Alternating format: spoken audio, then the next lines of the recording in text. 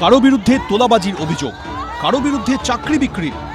গ্রেফতার হওয়া সেই সব তৃণমূল নেতাদের উদ্দেশ্যে কুড়িয়ে এলো ডিম, চলল বিক্ষোভ, উঠল চোর স্লোগান। পশ্চিম বর্ধমানের পাণ্ডবেশ্বরে হুমকি, সন্ত্রাস, আত্মহত্যায় প্ররোচনা দেওয়ার অভিযোগে গ্রেফতার হয়েছেন নিত্যানন্দ অধিকারী নামে এই তৃণমূল নেতা। তাকে দুর্গাপুর আদালতে তোলার আগে বিক্ষোভ দেখান স্থানীয় বাসিন্দারা। অভিযুক্তকে লক্ষ্য করে এইভাবে ছোড়া হয় ডিম।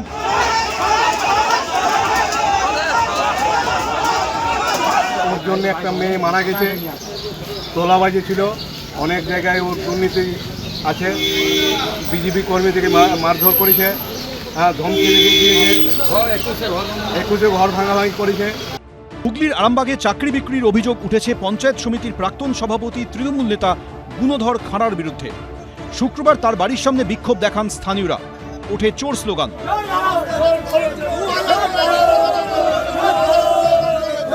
আমার মেয়ের জন্য 5 লাখ দেওয়া হয়েছিল প্রাইমারি টিচারের জন্য, আর আমার অর্গানাইজেশন টিচারের জন্য 50,000 দেওয়া হয়েছিল। কত সালে দিয়েছিল? কোন সালে? 2016। চাকরি দেওয়ার নাম করে অন্তত খুব কম করে হলো 1.5 থেকে 200 কোটি টাকা তুলেছে। সেই 1.5 থেকে 200 কোটি টাকা ইমিডিয়েট সেখান থেকে তাদেরকে ফেরত দিতে হবে। চাকরি বিক্রির কথা স্বীকার করে নিয়েছেন তৃণমূল নেতা। কর্মীদের চাপে পড়ে আমি নিয়েছিলাম, নিয়ে সেটা তখন আমার ভুল হয়েছিল, যারা দিয়েছে তারা অনুরোধ করেছিল। অন্যদিকে কোচবিহারের দিনহাটায় 2021-এ ভোট পরবর্তী হিংসায় অভিযুক্ত উদয়ন গুহ ঘনিষ্ঠ বলে পরিচিত তৃণমূল নেতা জয়দীপ ঘোষকে গ্রেফতার করা হয়েছে। শুক্রবার তাকে আদালতে তোলার পথে বিক্ষোভ দেখান স্থানীয়রা, ওঠে চোর স্লোগান, ছোড়া হয় ডিম।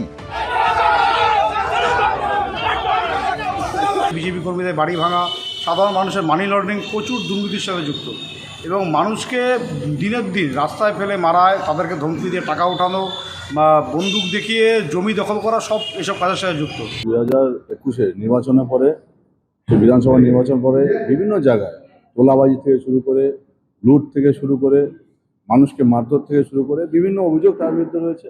এবং যে অশান্তিগুলো হয়েছিল 2021 সালে, তার মূল একজন অভিযুক্ত। ডিম বৃষ্টির ছবি দেখা গেছে সিউড়িতেও।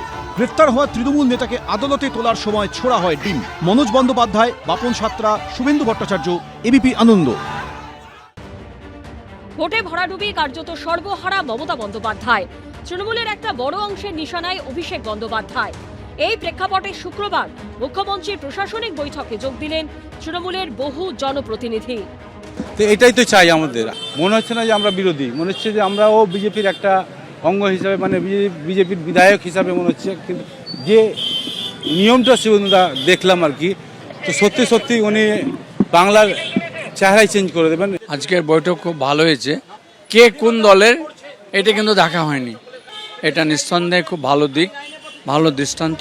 এদিন মালদা কলেজ অডিটোরিয়ামে মালদা, মুর্শিদাবাদ, উত্তর ও দক্ষিণ দিনাজপুর 4 জেলাকে নিয়ে প্রশাসনিক বৈঠক করেন শুভেন্দু অধিকারী, যেখানে হাজির হন 4 জেলা তৃণমূলের প্রায় সব জনপ্রতিনিধি। সবাই যখন বলছে নিশ্চয়ই কিছুটা সত্যতা আছে। সবাইকে তো আর অস্বীকার অমূল্যায়ন করা যায় না।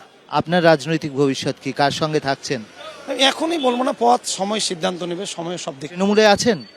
আমি তো এখন তৃণমূলের এমএলএ, তৃণমূল থেকে জিতেছি, তৃণমূলের অ্যাফিলিয়েশন আছে, পার্টি অ্যাফিলিয়েশন তো তাই আছে। তৃণমূলের সিংহভাগ জনপ্রতিনিধির মুখেই ছিল নতুন সরকারের প্রশংসা। অনারেবল সিএম আমাদেরকে ডেকেছেন, এর জন্য প্রথমেই বলেছি যেটা আমি সাধুবাদ জানাচ্ছি। এটা হওয়া উচিত, প্রত্যেক পাবলিক রিপ্রেজেন্টেটিভ যেন একটা বলার জায়গা পায়, স্পেস থাকে, এটা হওয়া উচিত। এদিনের বৈঠকে যোগ দেন রাজ্যের একমাত্র সিপিএম বিধায়ক ডোমকলের মুস্তাফিজুর রহমান। প্রথমত এই সরকারের যে বিরোধীদের এই যে এমএলএ এমপিদেরকে ডাকা প্রশাসনিক বৈঠকে, এটাকে আমি প্রচণ্ডভাবে অ্যাপ্রিসিয়েট করছি এবং সাধুবাদ জানাচ্ছি। যেটা গত 15 বছরে তৃণমূল কংগ্রেসের সরকার এই কালচারটাকে ধ্বংস করে দিয়েছিল আমাদের রাজ্যে, যার ফলে এটা প্রথমত বলছি। আর বাকিটা যে প্রশাসনিক বৈঠক হচ্ছে আমার বিধানসভা এলাকার সহ আমাদের মুর্শিদাবাদ জেলার যেগুলো খুব ভাইটাল সমস্যা আছে, সেগুলোই আমি মুখ্যমন্ত্রীর কাছে তুলে ধরবো। যে এই দলটা 1 মাসের মধ্যে উঠে যাবে। এবারে উঠবে এই কারণে যে নীতি নৈতিকতাহীন একটা শুধুমাত্র ক্ষমতা কেন্দ্রিক একটা দল থাকতে পারে না। তাই হবে বিধানসভায় লড়াই করতে হবে আমাদেরকে, যারা আছি, আমি আছি। আর বাইরের লড়াইটা আপাতত বামপন্থীরাই করবে, এটাই সামনের ভবিষ্যৎ। এদিনের প্রশাসনিক বৈঠকে এসেছিলেন ফরাক্কার কংগ্রেস বিধায়ক মোতাব শেখ। তবে বৈঠকে ছিলেন না মালদা দক্ষিণের কংগ্রেস সাংসদ ঈশা খান চৌধুরী।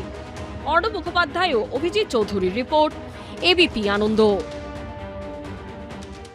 এবিপি আনন্দ, এগিয়ে থাকে, এগিয়ে রাখে।